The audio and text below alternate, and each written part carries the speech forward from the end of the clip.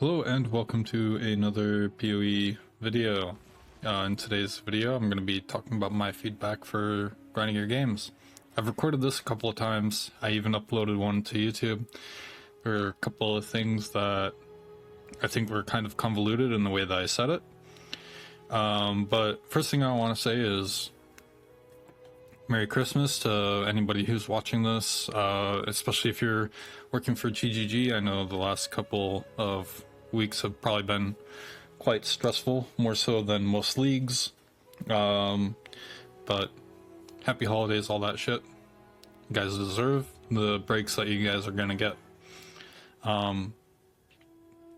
That being said, the main thing that I want to say here is that you need to ask questionnaires, surveys, etc. I think it's required.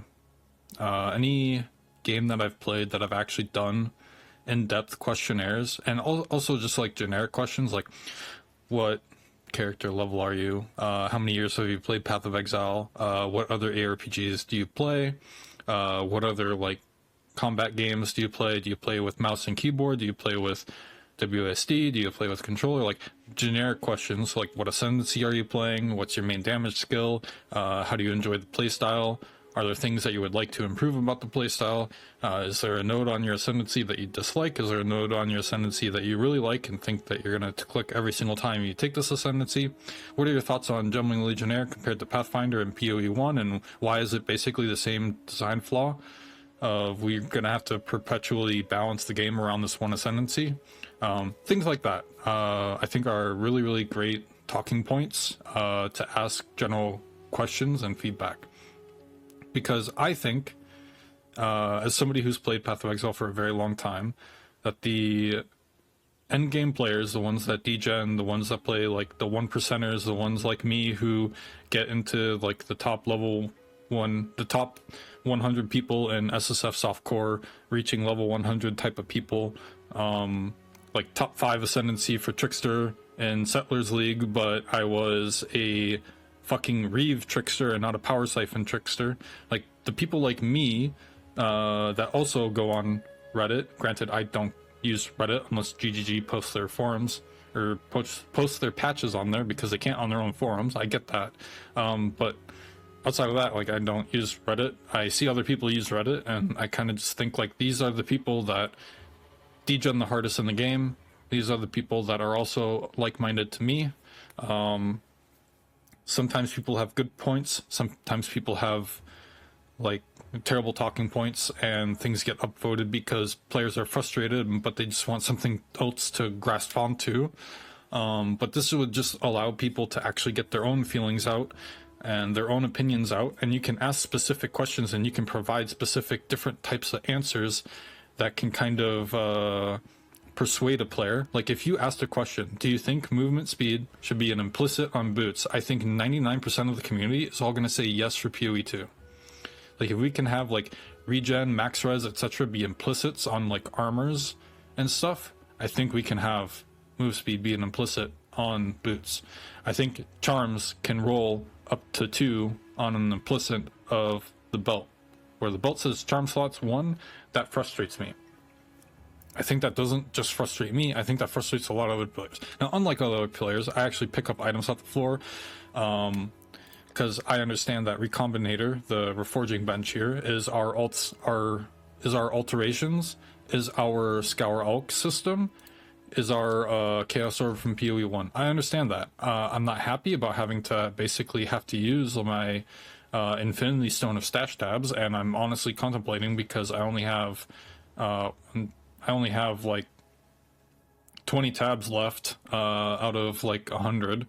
But I just don't like that that I can have as many tabs as I have had, and I'm filling up like multiple armor base types, I'm filling up multiple etc's. I have so many different dump tabs for like random stuff.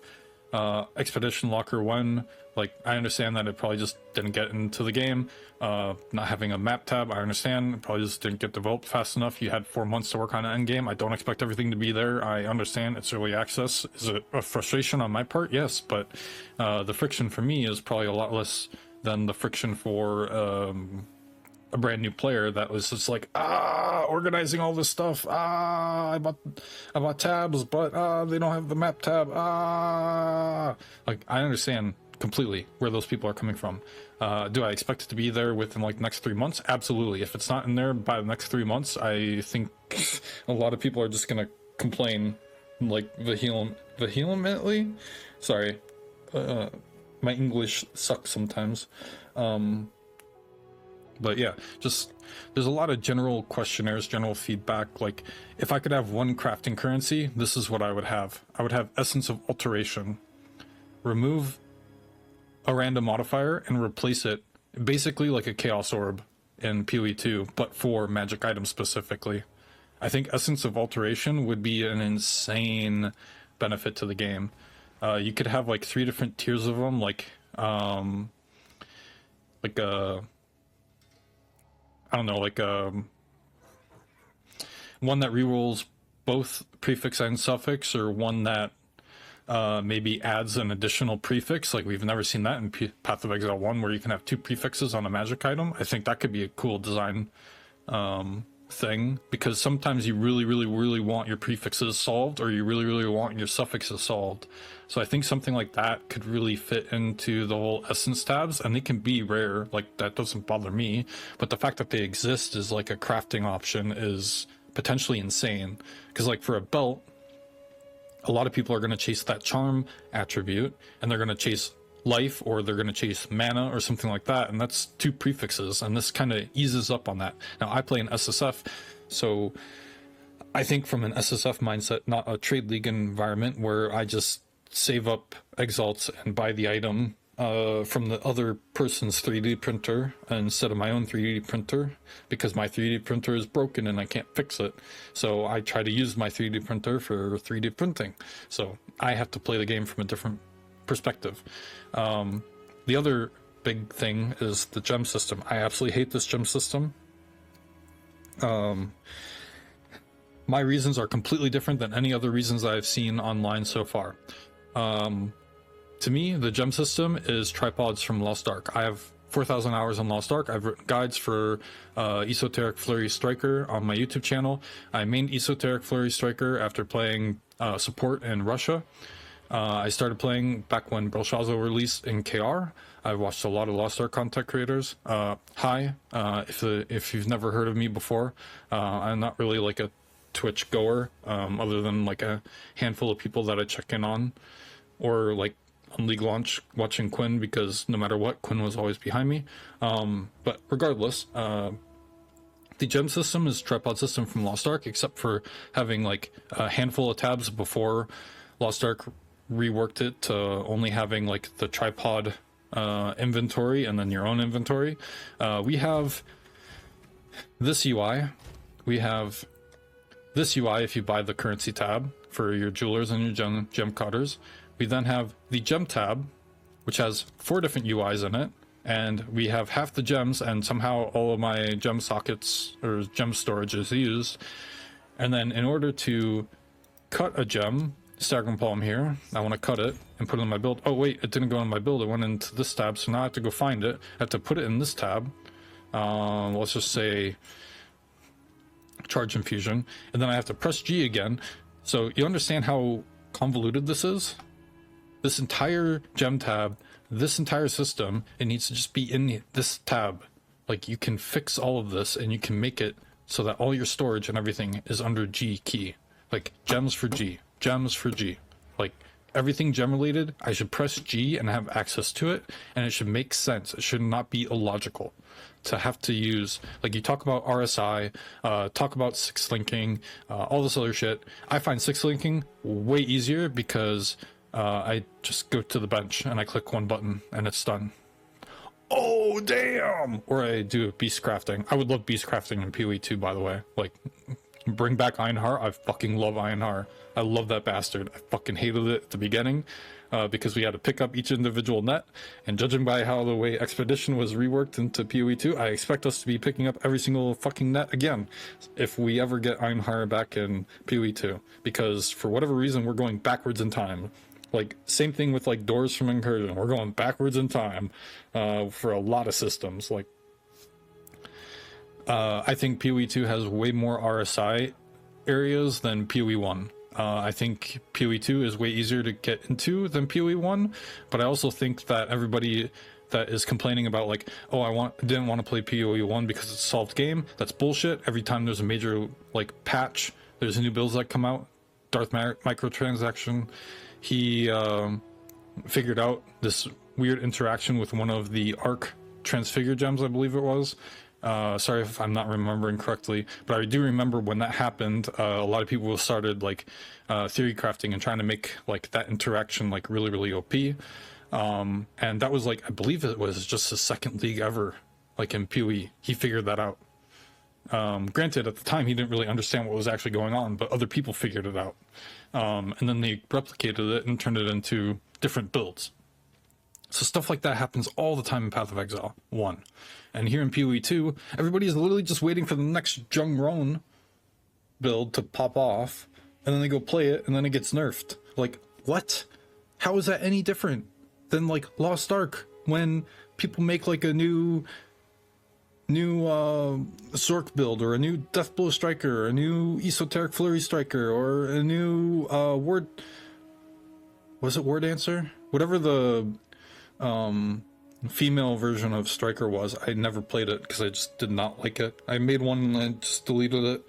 But like there's like 70 different builds for that character, like over like the last like 4 years. There's literally like 70. Like it can be played like 6 ways to Sunday, and they're all good. They all just have way different playstyles. Like how is it any different than any other game ever in the history of fucking gaming? And like the same thing with like PoE 2 is like people are playing like all these archmages and everything else like that. They watch one guide where like one person is like, you go find the, where is it? Yeah, I did this in the last video too, but you go find lightning rod on the passive tree, and everything all of a sudden clicks for everybody else of like, oh, I need to put that in my build because they watch a build guide. How is it any different? Why do people think that they need to solve a game when they're literally producing guides? Like I feel like people say this because they want to like become like some super famous like YouTuber that just puts out guide content. Like I like sharing information. That's why I do YouTube. I don't try to monetize any of my videos. If I was a bigger creator, I would probably go down like the Asmongold route of like stream on Twitch, but don't profit because I don't want to give Twitch any money, that type of thing. And I just want to be like a detriment and then like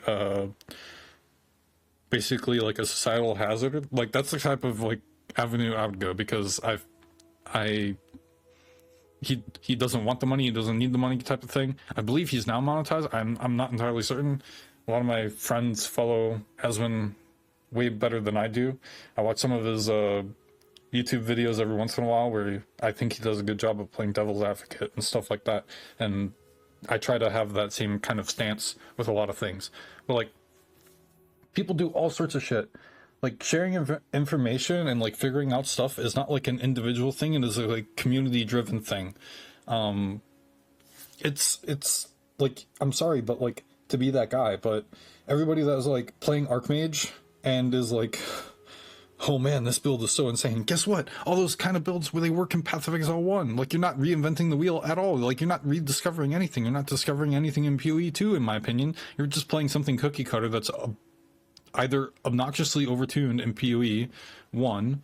I have to say PoE 1 because if I just say PoE, everybody thinks I'm talking about PoE 2 or some shit.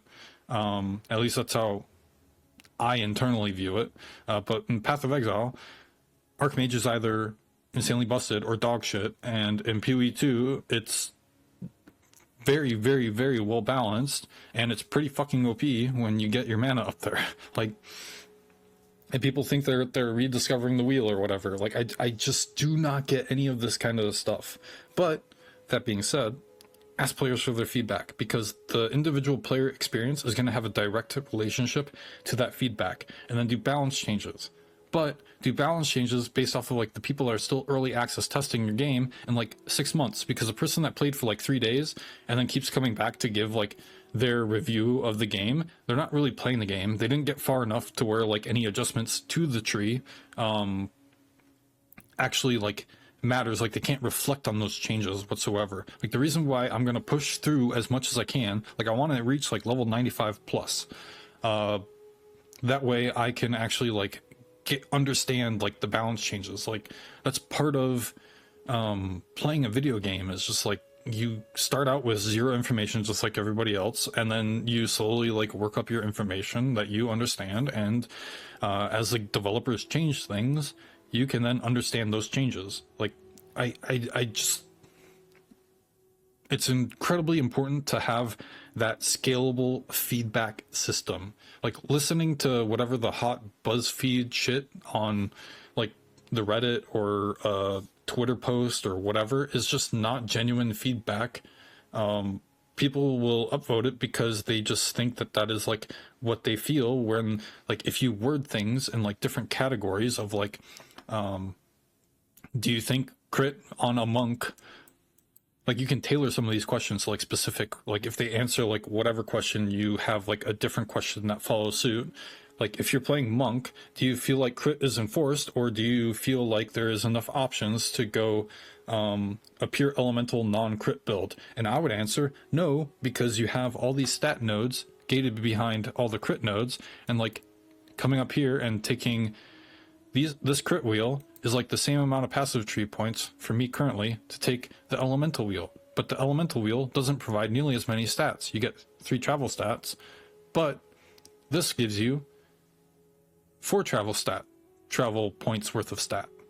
So unless I needed strength, then I could come up here, but none of that makes sense to me. Same thing with like the quarterstaff nodes. They're generally bad unless you need dexterity, and then you do this.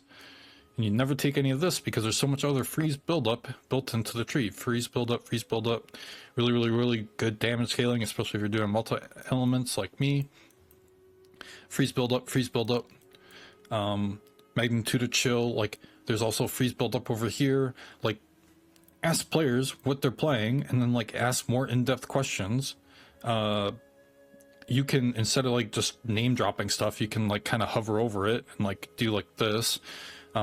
Ask people like, do you have an anoint on your amulet? Like random questions like that will go so far, because half the people in this game probably don't even have a fucking amulet anoint that are in mapping, because they just don't understand how delirium works. They had a bad experience with it. Now whenever they see delirium in their thing, they don't walk up to the mirror. Like there's probably a lot of people like that. Like what caused a bad experience with delirium? Oh, the mobs, when they spawn, they push you backwards, and then your unarmed attack doesn't work, because when you get pushed back when you do unarmed, it doesn't have a big enough hitbox, so it just doesn't work, but it drains your mana. And if you were to put it on like a more damage, if you have a combo, etc., it would just put it on cooldown, so you can't use it. Like there's a lot of random shit like that that just doesn't work. So you need to ask those kinds of like random specific questions.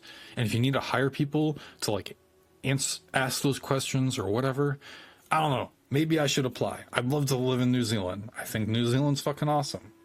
But anyways, I don't think I'd ever work for GGG, but that's just my opinion.